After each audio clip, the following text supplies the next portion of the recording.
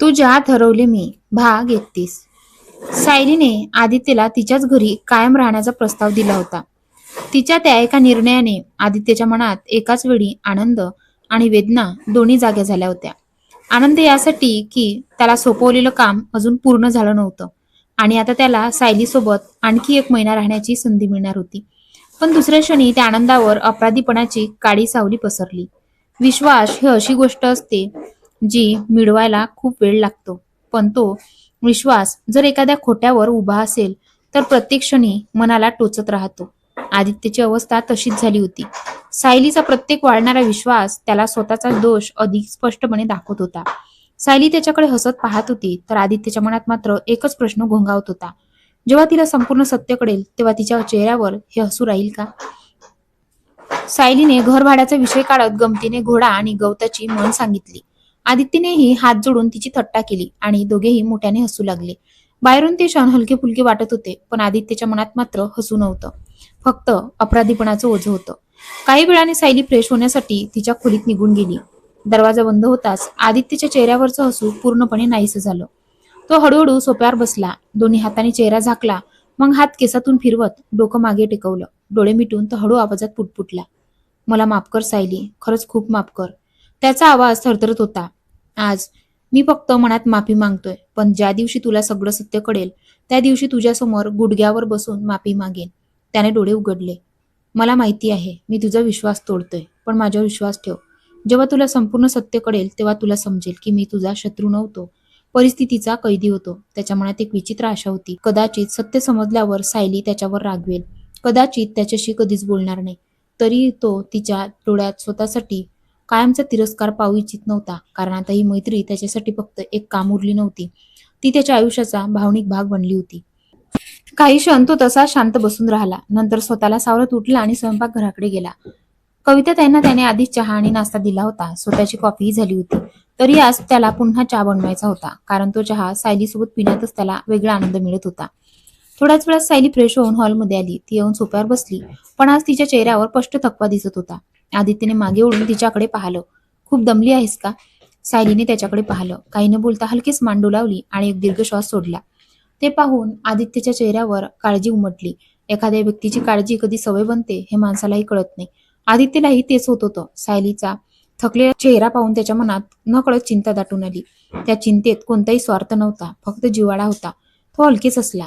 थांब, आज जरा कडक चहा बनवतो, 2 घोटात सगळी दमणूक पडून जाईल. त्याच्या बोलण्यावर सायलीच्या ओठांवर हलकंसं हसू उमटलं. तिने टीव्ही सुरू केला आणि शांतपणे त्याची वाट पाहू लागली. थोड्याच वेळात आदित्य 2 कप गरमागरम चहा घेऊन हॉलमध्ये आला. एका कपातला चहा सायली समोर ठेवत तो हसत म्हणाला, घे, डॉक्टर आदित्यच्या स्पेशल कडक चहाची पहिली डोस. सायली हलकस हसली. म्हणजे आता तू डॉक्टरही झालास? हो, आणि माझ्या उपचारांनी पेशंट 2 मिनिटातच बरा होतो. असं आहे का? मग फी किती? फी एक स्माईल पुरेशी आहे. हे एकदा सायलीच्या चेहऱ्यावर नकळत हसू उमटलं. काही नाती अशी असतात ज्यात मोठे मोठे संवाद लागत नाहीत. 4 साधी वाक्य, एक हलकस हसू आणि समोरच्याची काळजी, एवढंच त्यांना त्याला उबदार बनवतं. सायलीच्या आयुष्यात अशी सहज निस्वार्थ काळजी घेणारा माणूस फार कमी वेळा आला होता.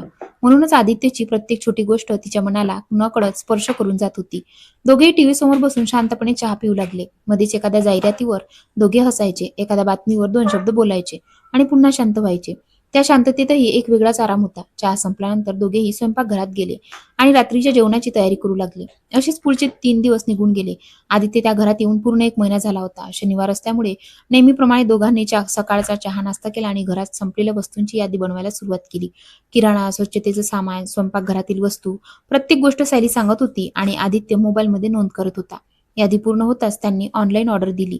त्यानंतर आदित्यने कोणताही गाजावाजा न करता मोबाईल उघडला आणि पुढच्या महिन्याचं घर भाडं म्हणून 15,000 रुपये सायलीच्या खात्यात पाठवले. मोबाईलवर मेसेज येताच सायलीने स्क्रीनकडे पाहिलं. इतक्या लवकर? आदित्य सहजपणे म्हणाला. महिन्याची सुरुवात झाली की पहिलं काम हेच.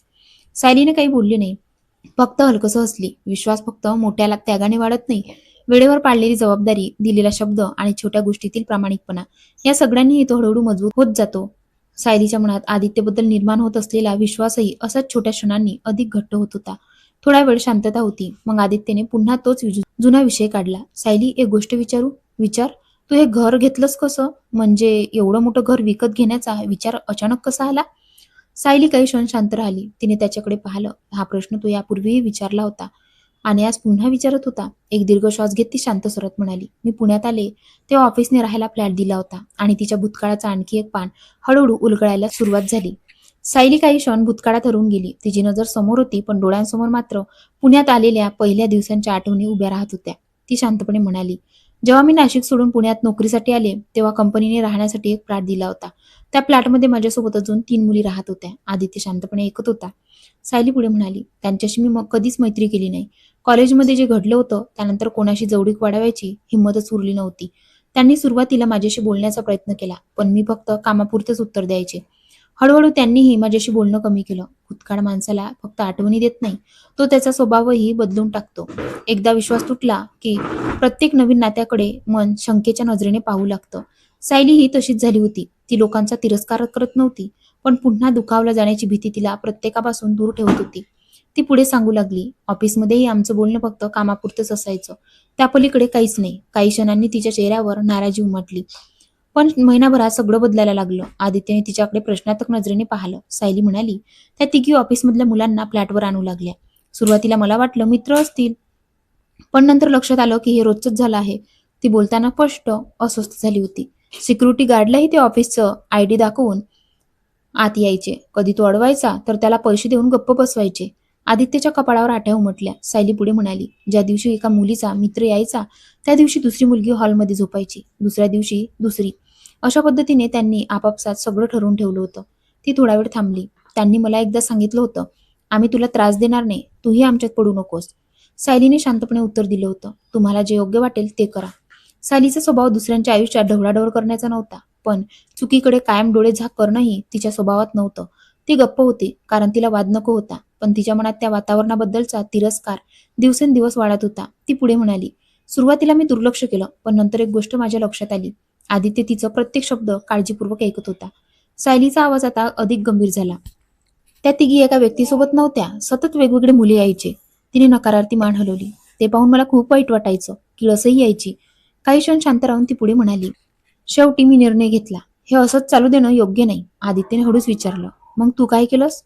आदित्यचा प्रश्न ऐकताच सायली काही क्षण शांत झाली. जणू त्या दिवसांच्या आठवणी पुन्हा तिच्यासमोर उभ्या राहिल्या होत्या. ती हळू आवाजात म्हणाली, मी त्यांची तक्रार केली. आदित्य तिच्याकडे पाहतच राहिला. सायली पुढे म्हणाली, पण माझ्याकडे पुरावा नव्हता, फक्त बोलून काही उपयोग झाला नसता, म्हणून मी एक छोटासा गुप्त कॅमेरा लावला आणि काही दिवसात सगळं रेकॉर्ड झालं.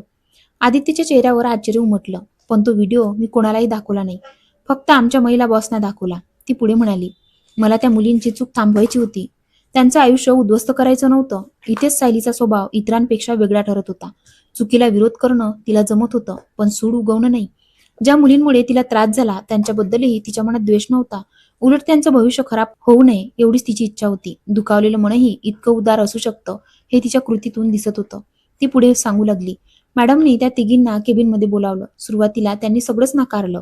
मग मग मॅडमनी त्यांना व्हिडिओ दाखवला. सायलीच्या डोळ्यासमोर तो प्रसंग पुन्हा जिवंत झाला. व्हिडिओ पाहताच त्या तिघी एकमेकींकडे बघायला लागल्या. त्यांना वाटत होतं हे कोण केलं असेल. आदित्य शांतपणे ऐकत होता. माझ्यावर संशय येऊ नये म्हणून मॅडमनी त्यांना सांगितलं की त्यांनी स्वतःच फ्लॅटमध्ये गुप्त कॅमेरा लावला होता. त्या तिघींनी लगेच माफी मागितली. पुन्हा असं होणार नाही असं वचन दिलं. मॅडमनीही त्यांना शेवटची संधी दिली. सायलीने एक दीर्घ श्वास घेतला. काही दिवस सगळं शांत झालं. क्षणभर दोघांमध्ये शांतता पसरली. नंतर सायली हलकस हसली आणि मग एक दिवस ऑफिसला जाताना सिग्नलवर मला एक छोटीशी मुलगी दिसली. आदित्यने प्रश्नार्थक नजरेने तिच्याकडे पाहिलं. ती लॉटरीची तिकीट विकत होती. सायलीचा आवाज अचानक मवाड झाला. तिचे कपडे फाटलेले होते, चेहऱ्यावर थकवा होता, पण तरीही ती प्रत्येक गाडीपाशी जाऊन हसत तिकीट विकण्याचा प्रयत्न करत होती. त्या मुलीकडे पाहताना सायलीला स्वतःचं बालपण आठवलं. अनाथपणाची वेदना शब्दात सांगता येत नाही, पण ती दुसऱ्या एखाद्या अनाथ मुलाच्या डोळ्यात मात्र लगेच ओळखू येते. त्या क्षणी सायलीला तिची दया नव्हती आली, तर स्वतःचाच एक तुकडा तिच्यासमोर उभा असल्याची भावना झाली होती. ती पुढे म्हणाली, मला लॉटरीचं काही वेळ नव्हतं, तरीही मी तिच्याकडून 4-5 तिकीटं घेतली. तिकिटांच्या किमतीपेक्षा जास्त पैसे दिले, कारण तिच्या चेहऱ्यावरचं हसू मला पैशांपेक्षा जास्त मौल्यवान वाटलं. सायलीच्या ओठांवर हलकसं स्मित उमटलं. तिकीटं मी ड्रावरमध्ये ठेवली आणि नंतर पूर्णपणे विसरून गेले. सायली काही क्षण शांत राहिली. तिच्या ओठांवर हलकसं स्मित होतं. जणू नियतीने तिच्यासाठी जपून ठेवलेला तो दिवस पुन्हा तिच्या डोळ्यासमोर उभा राहिला होता. ती पुढे म्हणाली, काही दिवसांनी ऑफिसमधून घरी येताना मला हा बंगला दिसला. मुख्य रस्त्यावरची सततची वाहतूक, गोंगाट या सगळ्याचा मला कंटाळा आला होता. म्हणून त्या दिवशी मी थोडा आतला रस्ता पकडला. रस्त्याच्या कडेला उभ्या असलेल्या एका बंगल्यावर तिची नजर गेली. मोठ्या अक्षरात लिहिलेलं होतं, फॉर सेल. खाली मोबाईल नंबरही होता. कुतूहल म्हणून मी त्या बोर्डचा फोटो काढला. आदित्य शांतपणे ऐकत होता. घरी जाण्याची घाई असूनही मी पूर्ण परिसर फिरून पाहिला. आजूबाजूला शांतता होती, गर्दी नव्हती, गोंधळ नव्हता. सायलीच्या चेहऱ्यावर समाधान उमटलं. मला ती जागा पहिल्याच नजरेत आवडली. तिने लगेच त्या नंबरवर फोन केला. समोरच्या व्यक्तीने घराची आणि परिसराची सगळी माहिती दिली. मग किंमत सांगितली. 1,25,00,000 रुपये. सायली हलकीच हसली. ते 1 तास माझं स्वप्न तिथेच संपलं. कारण माझ्याकडे तेवढे पैसे नव्हते. काही स्वप्न डोळ्यात येतात आणि क्षणात तुटतात, पण ती तुटली म्हणून मन त्यांचं विचार करणं थांबवत नाही. सायलीच्याही मनात त्या घराची ओढ कायम राहिली. कारण आयुष्यात पहिल्यांदाच तिला एखाद्या जागेला घर म्हणावंसं वाटलं होतं. ती पुढे म्हणाली, मी दुसरं स्वस्त घर शोधायचं ठरवलं. पण खरं सांगायचं तर घर घेण्याचाही फारसा विचार नव्हता. फक्त मनाला वाटलं होतं कधीतरी आपले असं एक घर असावं. तेवढ्यात आदित्यने विचारलं, मग हा बंगला? सायली हसली. हा बंगला माझ्या मनातून गेला नव्हता. फोनवर बोलताना त्या माणसाने सांगितलं होतं की मालकाचं व्यवसायात नुकसान झालं आहे, त्यामुळे त्यांना हा बंगला विकावा लागत आहे. जागा शहरापासून थोडी दूर असल्यामुळे फारसे ग्राहकही येत नव्हते. 2 दिवस मी सतत विचार करत होते, काय करावं. ती काही क्षण थांबली. मग तिच्या डोळ्यात आश्चर्याची चमक पुन्हा दिसू लागली. आणि त्यानंतर माझ्या आयुष्यात असं काही घडलं ज्याचा मी विचार कधीच केला नव्हता. आदित्य उत्सुकतेने तिच्याकडे पाहू लागला. सायली पुढे म्हणाली, एक सकाळी वर्तमानपत्र वाचत होते. त्यात लॉटरीचे निकाल छापले होते. पहिलं बक्षीस होतं 80 लाख रुपये. ती हलकीच हसली. अचानक मला त्या छोट्या मुलीकडून घेतलेली तिकीट आठवली. मी धावत जाऊन ड्रावर उघडला. सगळी तिकीट बाहेर काढली. तिचा आवाज आता संत झाला होता. एक एक नंबर जुळवायला सुरुवात केली. कधी कधी आयुष्य इतक्या शांतपणे वळण घेतं की त्या क्षणी आपल्यालाच विश्वास बसत नाही. सायलीलाही तसंच वाटत होतं. ती फक्त तिकीट तपासत होती, पण नियती तिचं संपूर्ण आयुष्य बदलण्याची तयारी करून बसली होती. काही क्षणांनी तिचा हात एका तिकिटावर थांबला. तिने वर्तमानपत्राकडे पाहिलं, पुन्हा तिकिटाकडे, पुन्हा वर्तमानपत्राकडे. तिचा श्वासच थांबला. दोन्ही क्रमांक अगदी तंतोतंत जुळत होते. 80 लाख रुपयांची लॉटरी जिंकली होती. 80 लाख? हे शब्द उच्चारतानाही सायलीच्या चेहऱ्यावर त्या दिवसाचं आश्चर्य अजूनही दिसत होतं. ती शांतपणे म्हणाली, सुरुवातीला माझा स्वतःचाच विश्वास बसला नाही. मी पुन्हा पुन्हा तिकीट आणि वर्तमानपत्रावरचा क्रमांक तपासत होते. 10-15 वेळा पाहिल्यानंतरही दोन्ही क्रमांक सारखेच होते. सायली हलकसं हसली.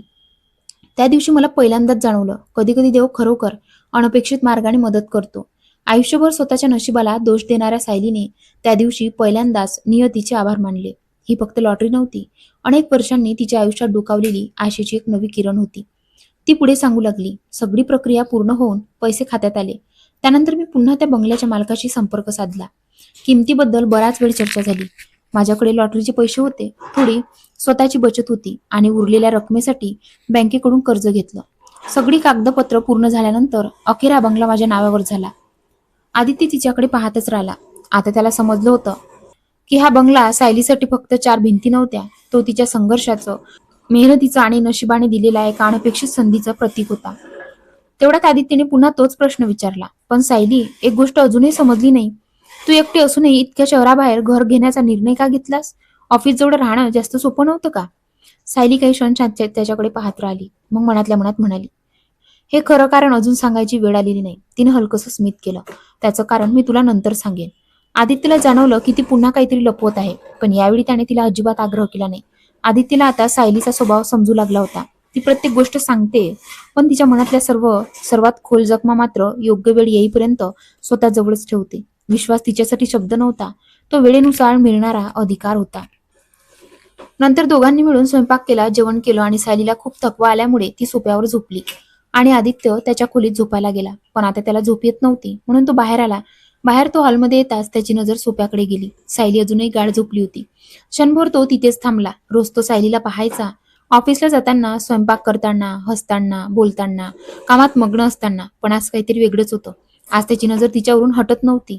त्याच्या छातीत हृदयाची धडधड न कळत वाढत होती. त्याने स्वतःला समजावलं, ही फक्त मैत्री आहे, या पलीकडे काहीच नाही. पण मन मात्र त्याचं ऐकायला तयार नव्हतं. भावना न कळत मनात प्रवेश करतात.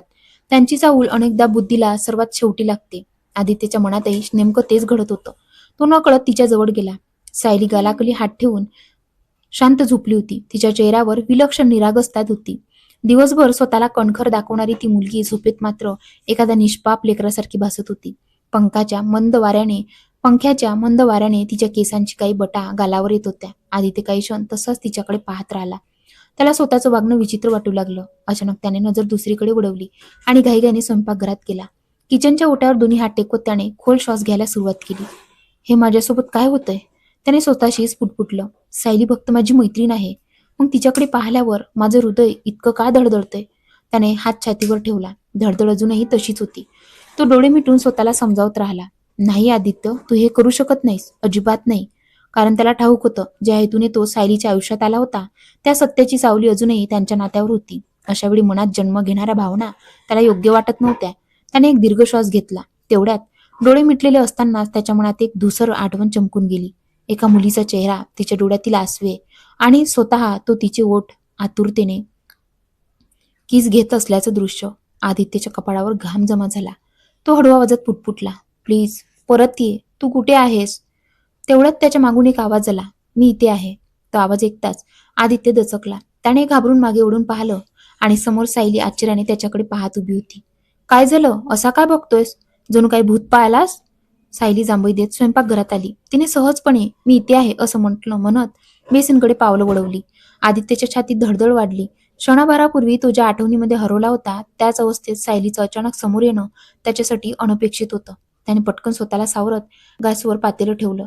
नाही, काही नाही, तू अचानक बोललीस म्हणून दचकून गेलो. तू अजून झोपली असशील असं वाटलं होतं. सायलीने आरशात स्वतःकडे पाहत फक्त एवढंच उत्तर दिलं आणि चेहऱ्यावर पाणी मारू लागली. क्षणभर शांतता पसरली. मग चेहरा पुसत ती सहज म्हणाली, माहितीये, झोपेत अचानक असं वाटलं की कोणीतरी माझ्याकडे खूप वेळ एकटक बघत आहे, म्हणूनच जाग आली. हे ऐकताच आदित्यच्या हातातून चहाच्या पानाचा डब्बा खाली पडला. त्याच्या चेहरा क्षणात फळकट झाला. सायलीला त्याची प्रतिक्रिया दिसलीही नाही. ती निवांत सोप्याकडे चालत गेली आणि नापकिनने चेहरा पुसू लागली. कधी कधी अपराधी मनाला साधं वाक्य सुद्धा आरोपासारखं वाटतं.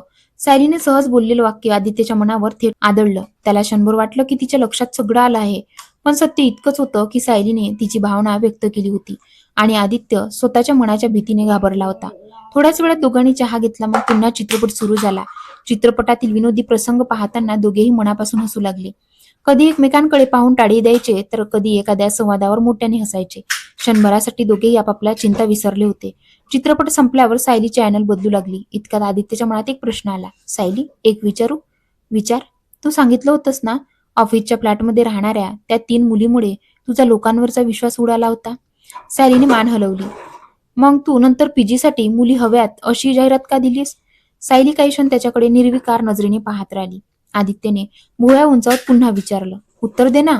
क्षणात सायलीने बाजूची उशी उचलली आणि त्याच्यावर फेकली. मूर्ख आहेस तू, असं म्हणत ती उठून टीव्ही खालच्या कपाटाकडे गेली. अगं, काय झालं? आदित्य गोंधळला. सायलीने काही उत्तर दिलं नाही. ती शांतपणे ड्रावर उघडू लागली. सायली, काय शोधतेस? गप्प बस. ती खाली लॉक केलेला ड्रावर उघडून त्यातून एक जाड फाईल बाहेर घेऊन आली. ड्रावर पुन्हा लॉक करून तिने चावी जागेवर ठेवली आणि सरळ आदित्य समोर येऊन उभी राहिली. क्षणाचाही विलंब न करता तिने फाईलने हलकसं त्याच्या डोक्यावर टपली मारली. आता हे वाच, मग कळेल मी पीजीची जाहिरात का दिली होती. आदितीने डोकं चोळत फाईल उघडली. पहिल्याच पानावर तो थबकला. ते साधे कागद नव्हते, तर भविष्यात पीजी म्हणून राहणाऱ्या मुलींसाठी तयार केलेला करारनामा होता. त्याने काळजीपूर्वक प्रत्येक मुद्दा वाचायला सुरुवात केली. त्या कागदांवर अजून कोणाचं नाव नव्हतं. ते फक्त नमुना स्वरूपात तयार ठेवलेलं होतं. जर एखादी मुलगी सायलीच्या अटी मान्य करेल, तर पुढे तिची कागदपत्रे घेऊन अधिकृत करार केला जाणार होता. हे पाहून आदित्यच्या चेहऱ्यावर कौतुक उमटलं. जी व्यक्ती आयुष्यात एकदा फसते ती पुन्हा विश्वास ठेवतेच असं नाही, पण सायलीने विश्वास सोडला नव्हता. तिने फक्त त्याला नियमांची चौकटी दिली होती. तिच्या कठोर अटींच्या मागे हट्टीपणा नव्हता, तर स्वतःला आणि आपल्या घराला सुरक्षित ठेवण्याची शहाणी तयारी होती. फाईलमधली पुढचे मुद्दे वाचण्यासाठी आदित्यने पुढचं पान उलटलं. आता तुझ्या ठरवले मी या कथेचे ठळक ठळक मुद्देच तुम्हाला मी सांगणार आहे पुढच्या भागामध्ये. आणि काही रहस्य, काही सत्य, दोघांचं प्रेम होणार का, ह्या सर्व गोष्टी मी तुम्हाला ठळक मध्ये सांगणार आहे. भाग जास्त आपल्या कथेचे लांबवणार नाही आहेत. आजचा पार्ट कसा वाटला कमेंट करून नक्की सांगा आणि व्हिडिओ आवडल्यास व्हिडिओला लाईक करा आणि आपल्या चॅनलला सबस्क्राईब करायला विसरू नका. चला तर मग भेटूया पुढच्या भागामध्ये. धन्यवाद.